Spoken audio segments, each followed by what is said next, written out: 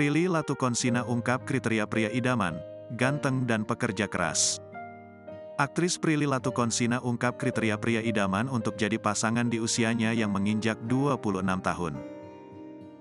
Prilly Latuconsina soal menyebut kriteria pria idamannya adalah punya perilaku yang baik, kemudian seiman dan pekerja keras. Prilly Latuconsina tak mempermasalahkan apapun profesi dari pria tersebut selama mau bekerja keras itu akan jadi nilai plus di mata seorang Prilly Latuconsina. Tak lupa ia menyebut bahwa pria idamannya harus good looking alias ganteng.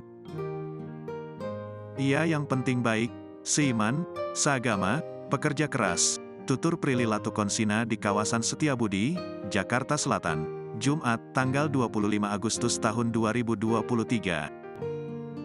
Profesi apa aja, yang penting cakep, ganteng, pekerja keras, katanya sembari tertawa.